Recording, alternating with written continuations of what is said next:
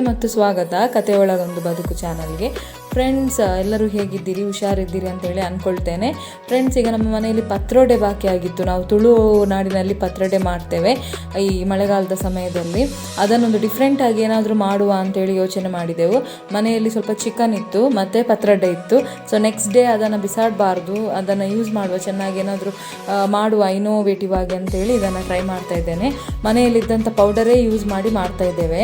Chicken masala powder ಸ್ವಲ್ಪ ಒಂದು 2 ಚಮಚ ಮತ್ತು ಹಳದಿ ಹುಡಿ ಒಂದು ಸ್ವಲ್ಪ, ಆನಂತರ ಮೆಣಸಿನ ಹುಡಿ, ಕೊತ್ತಂಬರಿ ಹುಡಿ ಇಷ್ಟು ಹಾಕಿ ಅದನ್ನು ಫ್ರೈ ಮಾಡಿ ಗ್ಯಾಸ್ ಮೇಲೆಲ್ಲ ಇಟ್ಟು ಫ್ರೈ ಮಾಡಿ, ಆನಂತರ ಒಂದು ಟೊಮೆಟೊ, ಕಟ್ ಮಾಡಿದ ಟೊಮೆಟೊವನ್ನು ಹಾಕಿ ಮತ್ತು ಒಂದು ಹಸಿಮೆಣಸಿನಕಾಯಿ, ಸ್ವಲ್ಪ ಶುಂಠಿ ಇಷ್ಟನ್ನು ಹಾಕಿ ಅದನ್ನು ಚೆನ್ನಾಗಿ ಈಗ ಫ್ರೈ ಮಾಡ್ಕೊಳ್ತಾ ಇದ್ದೇವೆ.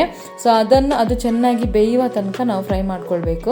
ಆನಂತರ ಕರಿಬೇವು ಸೊಪ್ಪು ಸ್ವಲ್ಪ ಪರಿಮಳಕ್ಕೆ, ಸ್ವಲ್ಪ ಎಣ್ಣೆ, ತೆಂಗಿನ ಎಣ್ಣೆ ಅಥವಾ ಯಾವುದೇ ಎಣ್ಣೆಯನ್ನು ಯೂಸ್ ಮಾಡಿ ಸ್ವಲ್ಪ. ಈ ಡಿಶ್ ಏನು ಪ್ಲ್ಯಾನ್ ಮಾಡಿದಲ್ಲ, ಸೊ ಏನಾದರೂ ಇನೋವೇಟಿವ್ ಆಗಿ ಮಾಡುವ ಅಂತೇಳಿ. ಆದರೆ ಬಟ್ ತುಂಬ ಟೇಸ್ಟ್ ಆಗಿತ್ತು.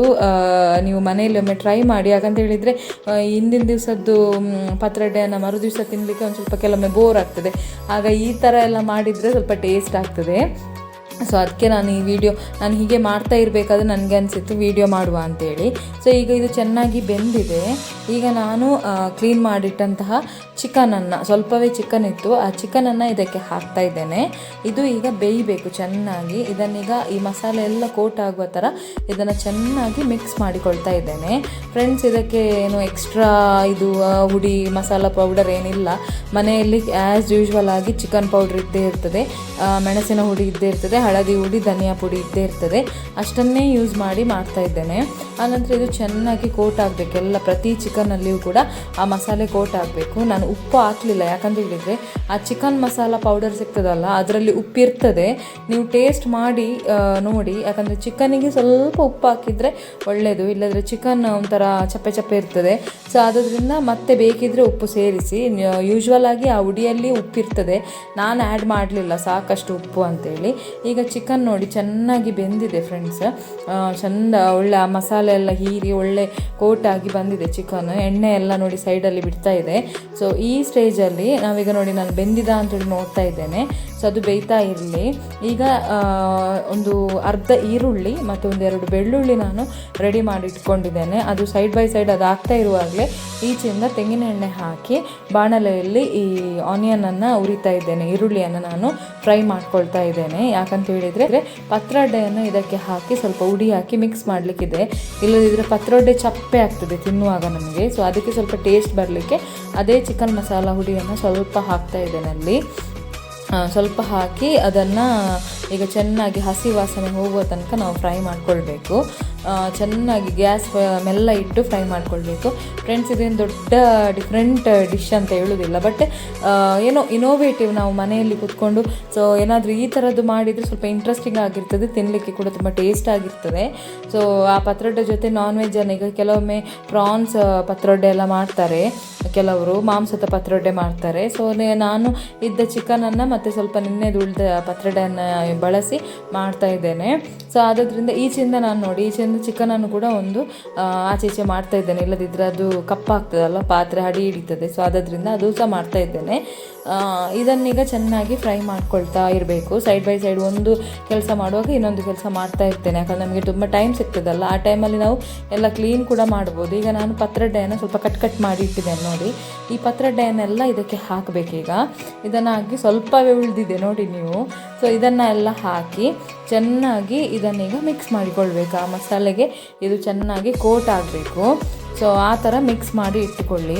ಸೊ ಈಚಿಂದ ಪಾತ್ರೆ ತೊಳಿಲಿಕ್ಕಿದ್ರೆ ಅಥವಾ ಬೇರೆ ಕ್ಲೀನ್ ಮಾಡುವ ಕೆಲಸ ಎಲ್ಲ ಇದ್ದರೆ, ಒಂದು ಈರುಳ್ಳಿ ಕಾಯುವ ಟೈಮಲ್ಲಿ ಅಥವಾ ಮಸಾಲೆ ಆಗುವ ಟೈಮಲ್ಲಿ ಆ ಕೆಲಸಗಳನ್ನು ಮಾಡಿದರೆ ಕಿಚನಿದ್ದು ಕೆಲಸ ಬೇಗ ಮುಗೀತದೆ. ಇಡೀ ದಿನ ನಾವು ಕಿಚನಲ್ಲಿ ನಿಲ್ಲಬೇಕಂತ ಇಲ್ಲ. ಸೊ ಯಾವಾಗಲೂ ನಾವು ಪ್ಲ್ಯಾನ್ ಮಾಡಿಕೊಂಡು ವರ್ಕ್ ಮಾಡಿದರೆ ಬೇಗ ಈಸಿ ಆಗ್ತದೆ. ಸೊ ಈಗ ನಾನು ಇದನ್ನು ಚೆನ್ನಾಗಿ ಮಿಕ್ಸ್ ಮಾಡ್ತಾ ಇದ್ದೇನೆ. ಅದನ್ನು ನಾನು ಸ್ಟ್ಯಾಂಡ್ ಇಟ್ಟು ವಿಡಿಯೋ ಮಾಡ್ತಾ ಇದ್ದೇನೆ. ನಾನು ಅಂದರೆ ಎರಡು ಕಡೆಯಿಂದ ಆ ಕೆಲಸ ಮತ್ತು ಈಚಿಂದ ಪಾತ್ರೆ ತೊಳೆಯುವ ಕೆಲಸ ಎಲ್ಲ ಒಟ್ಟೊಟ್ಟಿಗೆ ಮಾಡ್ತಾಯಿದ್ದೆ. ಸೊ ಈಗ ಇದನ್ನು ಚೆನ್ನಾಗಿ ಮಿಕ್ಸ್ ಮಾಡಿ, ಯಾಕಂತ ಹೇಳಿದರೆ ಅದು ಸ್ಟೀಲಿದಾದ ಕಾರಣ ಬಾಣಲೆ ನಾನು ಸ್ವಲ್ಪ ಅದನ್ನು ಅದು ಅಡಿ ಹಿಡಿಬಾರ್ದು ಅಂತೇಳಿ ಮಾಡ್ತಾಯಿದ್ದೇನೆ. ಈಗ ಚಿಕನ್ ನೋಡಿ ಚೆನ್ನಾಗಿ ಬೆಂದಿದೆ. ಈಗ ನಮ್ಮ ಈ ಪತ್ರೊಡೆ ಮಸಾಲೆ ಕೂಡ ರೆಡಿಯಾಗಿದೆ. ಇದನ್ನೀಗ ನಾವು ಈ ಚಿಕನಿಗೆ ಹಾಕುವ. ಇದನ್ನು ಹಾಕಿ ಚೆನ್ನಾಗಿ ಮಿಕ್ಸ್ ಮಾಡಬೇಕು ಫ್ರೆಂಡ್ಸ್. ನಾನು ಸತ್ಯ ಹೇಳುವಂಥದ್ದು ತುಂಬ ಟೇಸ್ಟ್ ಇತ್ತು, ತುಂಬಾ ಖುಷಿ ಆಯಿತು. ಚಿಕನ್ ಕೂಡ ಒಳ್ಳೆ ಬೆಂದಿತ್ತು ಮತ್ತು ಆ ಚಿಕನಿದು ಮಸಾಲೆ, ಪತ್ರೊಡೆ ಮಸಾಲೆ ಎಲ್ಲ ಸೇರಿ ತುಂಬ ಟೇಸ್ಟ್ ಆಗಿತ್ತು. ಅದು ಆ ದಿವಸ ಆಗಲೇ ಖಾಲಿ ಆಯಿತು, ಇಲ್ಲದಿದ್ದರೆ ತಿನ್ನಬೇಕಾ ಪತ್ರೊಡೆ ನಿನ್ನದು ಅಂತೇಳಿ ಯೋಚನೆ ಮಾಡ್ತಾಯಿದ್ದೆವು. ಬಟ್ ಈ ಥರ ಮಾಡಿದ ಮೇಲೆ ತುಂಬ ಖುಷಿ ಆಯಿತು. ಸೊ ನಿಮಗೆ ಏನಾದರೂ ಈ ಥರ ಉಳಿದಿದ್ರೆ, ಪತ್ರೊಡೆ ಇಲ್ಲದಿದ್ದರೂ ಬೇರೆ ಏನಾದರೂ ಇದ್ದರೆ ಈ ಥರ ಟ್ರೈ ಮಾಡಿ ನೋಡಿ. ಕೆಲವೊಮ್ಮೆ ಇಡ್ಲಿಯನ್ನು ಕೂಡ ಉಳಿದ ಇಡ್ಲಿಯನ್ನು ಕಟ್ ಮಾಡಿ ಈ ಥರ ಹಾಕಿ ಮಾಡ್ಬೋದು, ತುಂಬ ಟೇಸ್ಟ್ ಆಗಿರ್ತದೆ, ಒಂಥರ ಮಸಾಲ ಇಡ್ಲಿ ಹಾಗೆ. ಸೊ ಆದ್ದರಿಂದ ನಾನೀಗ ಇದನ್ನೆಲ್ಲ ಮಿಕ್ಸ್ ಮಾಡ್ತಾ ಇದ್ದೇನೆ. ನೋಡಿ ಚಿಕನ್ ಕೂಡ ಒಳ್ಳೆ ಚೆನ್ನಾಗಿ ಬೆಂದಿದೆ ಈಗ. ಸೊ ಚೆನ್ನಾಗಿ ಮಿಕ್ಸ್ ಮಾಡಿ ಆಗಲೇ ಗ್ಯಾಸ್ ಆಫ್ ಮಾಡೋದು ಬೇಡ, ಯಾಕಂತ ಹೇಳಿದರೆ ಇನ್ನೂ ಸ್ವಲ್ಪ ಕೆಲಸ ಬಾಕಿ ಇದೆ. ಸೊ ನಾನೀಗ ಚೆನ್ನಾಗಿ ಮಿಕ್ಸ್ ಮಾಡ್ತಾ ಇದ್ದೇನೆ.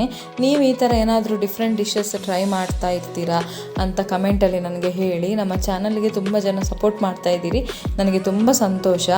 ಇನ್ನಷ್ಟು ಹೀಗೇ ಸಪೋರ್ಟ್ ಮಾಡ್ತಾ ಇರಿ, ಯಾಕಂತ ಹೇಳಿದರೆ ನಿಮ್ಮ ಸಪೋರ್ಟ್ ಇಲ್ಲದಿದ್ದರೆ ಯಾವುದು ಆಗುವುದಿಲ್ಲ.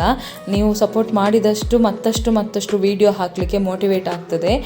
ನಿಮ್ಮ ಒಳ್ಳೆಯ ಕಮೆಂಟ್ಸ್ ಮತ್ತು ನೀವು ಕೊಡುವಂತಹ ಒಂದೊಂದು ಅಪ್ರಿಸಿಯೇಷನ್, ಇದುವೇ ಇನ್ನೊಂದು ವೀಡಿಯೋ ಹಾಕಲಿಕ್ಕೆ ತುಂಬ ಯೂಸ್ಫುಲ್ ಆಗ್ತದೆ. ಸೊ ಆದ್ದರಿಂದ ದಯವಿಟ್ಟು ಕಮೆಂಟ್ ಮಾಡಿ, ಚಾನಲನ್ನು ಸಬ್ಸ್ಕ್ರೈಬ್ ಮಾಡಿ. ಯಾರೆಲ್ಲ ಚಾನಲನ್ನು ಸಬ್ಸ್ಕ್ರೈಬ್ ಮಾಡದೆ ನೋಡ್ತಾ ಇದ್ದೀರಿ ಅವರಿಗೆ ನಾನೊಂದು ರಿಕ್ವೆಸ್ಟ್ ಮಾಡೋದು, ನಮ್ಮ ಚಾನಲನ್ನು ಸಬ್ಸ್ಕ್ರೈಬ್ ಮಾಡಿ. ಸೊ ಆಗ ನಮಗೂ ಸ್ವಲ್ಪ ಮೋಟಿವೇಟ್ ಆಗ್ತದೆ, ನಮ್ಮ ಚಾನಲಿಗೂ ಸ್ವಲ್ಪ ಬಲ ಬಂದಾಗೆ ಆಗ್ತದೆ. ಸೊ ಹೀಗೇ ಸಪೋರ್ಟ್ ಮಾಡ್ತಾ ಇರಿ. ಈಗ ನಮ್ಮ ಚಿಕನ್ ಪತ್ರೊಡೆ ರೆಡಿ ಆಗಿದೆ.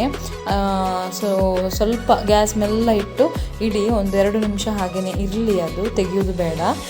ನೋಡಲಿಕ್ಕೆ ಹೇಗೆ ಕಾಣ್ತಾ ಉಂಟಲ್ಲ, ಚೆಂದ ಕಾಣ್ತಾ ಉಂಟು. ಈಗ ತಿನ್ನಲಿಕ್ಕೆ ಕೂಡ ಟೇಸ್ಟ್ ಇತ್ತು. ಈಗ ನಾನು ಒಂದು ಸ್ವಲ್ಪ ಇನ್ನಷ್ಟು ಟೇಸ್ಟ್ ಜಾಸ್ತಿ ಮಾಡಲಿಕ್ಕೆ ಇದು ಮಾಡಬೇಕಂತ ಇಲ್ಲ, ಇಷ್ಟಕ್ಕೆ ನಿಲ್ಲಿಸ್ಬೋದು.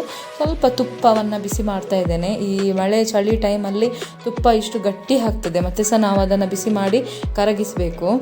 ನೀರು ಇರುವುದೇ ಇಲ್ಲ, ತುಪ್ಪ ತುಂಬ ಗಟ್ಟಿಯಾಗಿರ್ತದೆ. ಅದಕ್ಕೆ ನಾನು ಸ್ಟೀಲ್ ಡಬ್ಬದಲ್ಲಿ ಹಾಕಿ ಸ್ವಲ್ಪ ತುಪ್ಪವನ್ನು ಬಿಸಿ ಮಾಡ್ತಾ ಇದ್ದೇನೆ. ಇಷ್ಟು ತುಪ್ಪ ಸಹ ಹಾಕೋದಿಲ್ಲ, ಇಷ್ಟು ತುಪ್ಪ ಹಾಕಿದರೆ ಆಗೋದಿಲ್ಲ. ಮತ್ತು ಸ್ವಲ್ಪ ಟೇಸ್ಟಿಗೆ ಮತ್ತು ಆ ಪರಿಮಳವನ್ನು ಜಾಸ್ತಿ ಮಾಡಲಿಕ್ಕೆ ಒಂಚೂರು ತುಪ್ಪವನ್ನು ಅಲ್ಲಿ ಲೈಟಾಗಿ ಮೇಲೆ ಹಾಕ್ತಾ ಇದ್ದೇನೆ. ಈಗ ನೋಡಿ ಒಳ್ಳೆ ಬಿಸಿ ಆಯಿತು, ತುಪ್ಪ ಬಿಸಿ ಆಗ್ತಾ ಇದೆ, ಒಳ್ಳೆ ಕರಗಿದೆ. ಈಗ ಇದನ್ನು ಸ್ವಲ್ಪ ಅದಕ್ಕೆ ಒಂಚೂರು ಮೇಲೆ ಜಸ್ಟ್ ಹೀಗೆ ಹಾಕಿಬಿಡ್ತೇನೆ ನೋಡಿ. ಸೊ ನೀವು ಕೂಡ ಇದನ್ನು ಖಂಡಿತ ಟ್ರೈ ಮಾಡಿ ನನಗೆ ಹೇಳಿ ಹೇಗೆ ಆಯಿತು ಅಂತ ಹೇಳಿ, ನನಗೆ ಕಮೆಂಟಲ್ಲಿ ಹೇಳಿ. ಆನಂತರ ಈಗ ನೋಡಿ ಫ್ರೆಂಡ್ಸ್, ಸಾರಿ, ಅದು ಸ್ವಲ್ಪ ಡಿಸ್ಟರ್ಬೆನ್ಸ್ ಆಯಿತು ಮೊಬೈಲಲ್ಲಿ.